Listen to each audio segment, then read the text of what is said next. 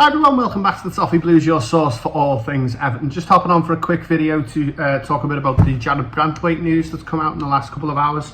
Long story short, Joe Thomas, who's the Everton correspondent for the Liverpool Echo, has come out with a tweet and say, understands Everton have now opened talks with Jarrad Branthwaite over an improved deal.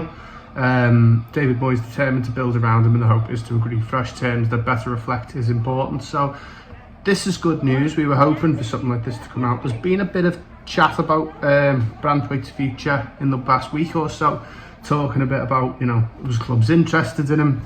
Would Everton consider something like 70 million for him? Would we let him go?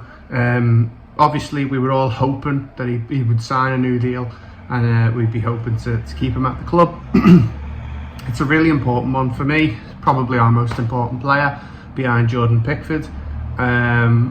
And when we're looking at the future, he's definitely one that we want to be part of that. It says here, Dave Moyes is determined to build his new look Everton squad around the defender, and while he remains under contract for another 2 years, the offer of fresh terms that better reflected his importance were increasingly likely.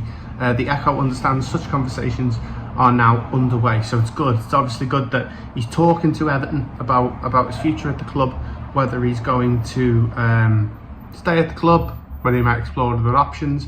We of course want him to stay. It's going to be really important that he's going to be in the spine of the team next season. I really like what David Moyes has done with him since he's come in. I think maybe last season his season was not worse, but he was he stood out a bit less, which is probably a good thing. It shows that he's getting themselves into those positions to make less mistakes than he was in 23-24, but 24-25 definitely settled down a lot. He's got a good partner there with James Tarkowski, and the two of them really, I think there's not too many centre-back partnerships in the league that are better than them two. So he of course did sign a new deal with Everton in the opening months of the 23-24 season, when he really first broke into the team. Of course created a fantastic partnership with James Tarkowski, and I think we probably do have a lot, to thank James Tarkowski for, in terms of bringing Jarrad Branthwaite on and turning him into the player that he has become nowadays.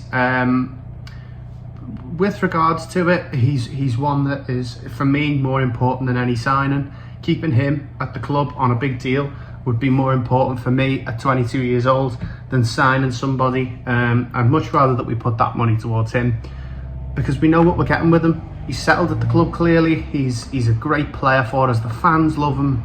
It's clear that David Moyes loves him, and with Jordan Pickford behind him, and the likes of, like I said, Iliman and Dye in front of him, really it's just a striker and a top midfielder that we might need to bring in. People have the questions over James Garner. Personally, I love James Garner, and I'd love to see him play in front of him more. But, he's the most important one to keep hold of. And if Everton keep hold of him this summer, that's the real big piece of business done.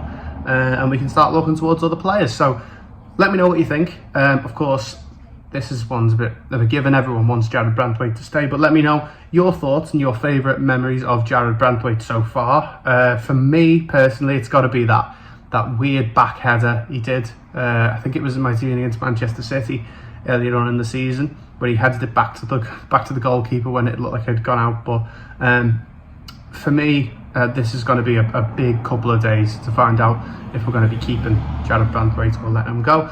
Hopefully keeping him. Of course, there's other players that look like they might be on their way as well. So we'll have to see how that one works out. But yeah, let me know what your thoughts are in the comment section down below. Make sure you like and subscribe to the Toffee Blues, and I'll see you in the next one.